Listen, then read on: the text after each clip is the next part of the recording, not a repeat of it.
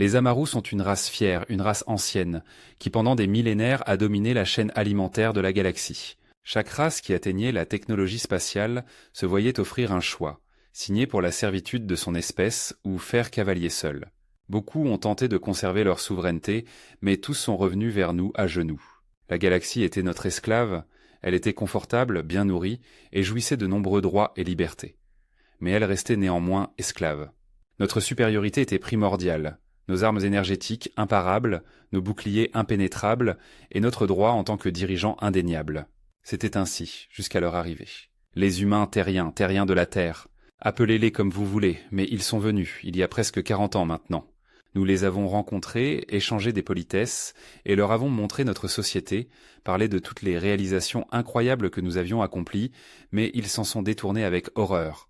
Le terme que l'ambassadrice a craché a été traduit comme un honorifique en amariane, mais la façon dont elle l'a dit et la haine dans ses yeux suggéraient tantôt qu'il signifiait quelque chose de bien différent dans leur langue. Elle est partie précipitamment, a raconté à son peuple nos manières, et nous n'avons reçu qu'une seule communication de leur part.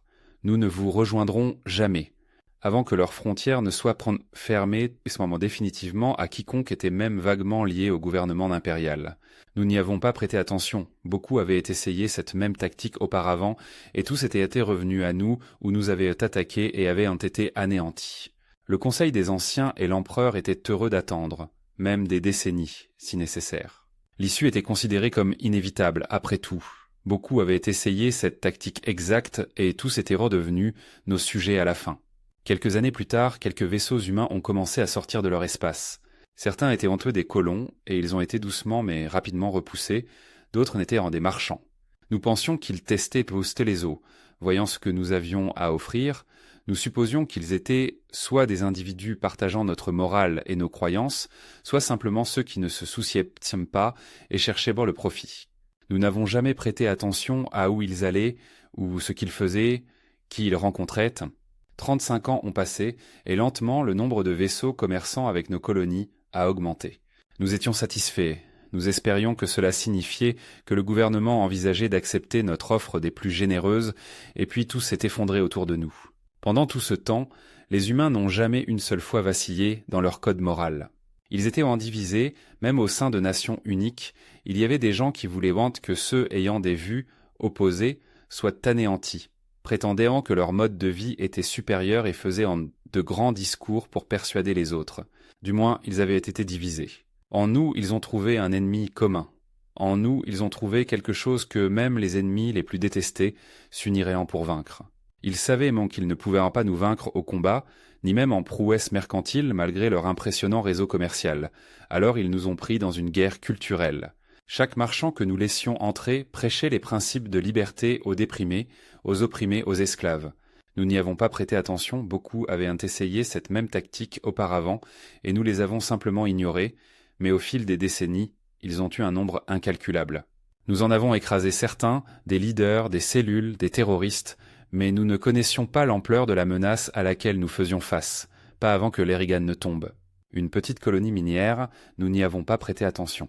Même si nous avons reçu une transmission frénétique de leur gouverneur alors qu'un humain faisait exploser le mur et l'abattait, nous pensions que c'était un incident isolé. Puis 3 heures plus tard, alors que nous décidions de notre réponse, une autre planète est tombée, puis une autre, et encore une autre. Des petites colonies aux métropoles et même aux anciennes capitales mondiales, elles sont tombées non pas en semaines ou en mois ou même en années, mais en heures et en minutes. Les routes commerciales ont été pillées, la noblesse exécutée, les soldats et combattants emprisonnés. Les mondes dédiés à la défense et à l'entraînement militaire ont été réduits en cendres, détruits ou simplement protégés par des boucliers et leurs occupants laissés à mourir de faim ou à se rendre. Les humains avaient relié chaque monde à un vaste réseau de cellules rebelles connectées, certaines comptant des milliers de membres. Tous partageant des informations, se coordonnant, attendant le jour où ils pourraient en frapper. Des milliers de mondes, des milliards de personnes, tous unis par une haine singulière et une cible unique. Nous. En une semaine, presque 40% de notre espace était entre leurs mains. En un mois, cela était monté à 60%. Au bout d'une année solaire complète, ils avaient pris 87% de notre territoire. Tout sauf les mondes centraux de l'Empire Amaru, la nation originelle que nous avions fondée, tout était parti. Ils ont libéré tous nos esclaves, les ont déclarés indépendants, ont fouillé dans les archives historiques pour s'assurer que leur système est ceux colonisés par eux depuis leur asservissement leur souhaitant rendu. Ils ont médié les différends, rétabli le commerce, créé un gouvernement stable. Ils avaient planifié cela pendant plus de 30 ans et le plan s'est déroulé sans accroc, alors que nous jouions parfaitement dans leurs mains. Et puis ils sont venus pour les mondes centraux. Cela ça a été lent au début, des semaines et des mois de propagande. Ils ont pris le contrôle de nos médias, piraté nos transmissions de données et diffusé leur propre propagande jour et nuit. Les mondes ont dû se couper complètement du lien de données pour s'assurer que leurs citoyens restent soumis, et c'est alors qu'ils ont frappé. Au moment où le lien a été coupé, leurs vaisseaux ont sauté en orbite et des capsules de débarquement se sont écrasées sur des mondes longtemps considérés comme imprenables. Les gouvernements désespérés ont essayé de demander de l'aide, mais dès que le lien a été rétabli, la propagande est revenue. Aucune aide ne viendrait. Les humains combattaient maintenant aux côtés des dizaines d'espèces que nous avions asservies et subjuguées, combattant côte à côte comme s'ils l'avaient fait toute leur vie. Chaque gouverneur tué était une victoire diffusée sur tous nos écrans, chaque monde pris gravé dans la mémoire collective de notre peuple alors que nous regardions notre empire s'effondrer sous les bottes humaines.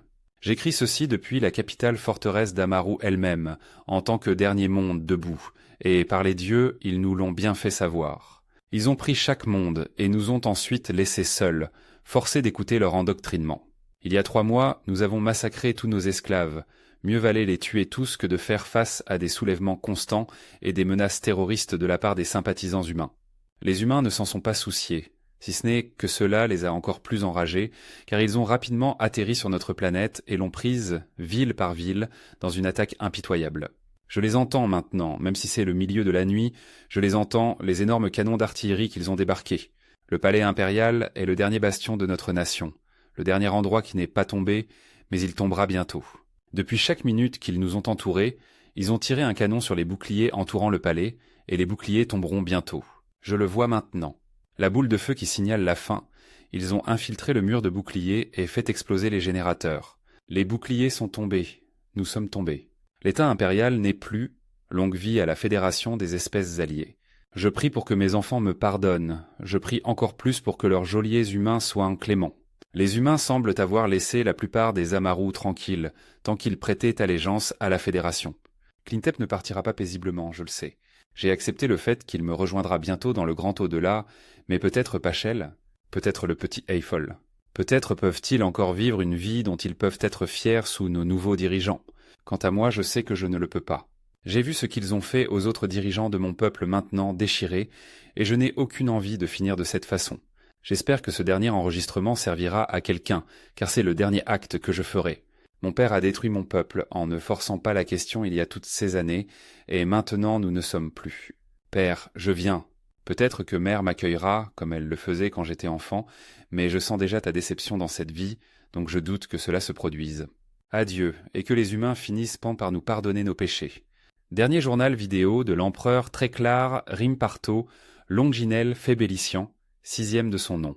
La vidéo le montre ensuite se dirigeant vers les grandes fenêtres à côté de son lit et se jetant dans la cour bien en contrebas.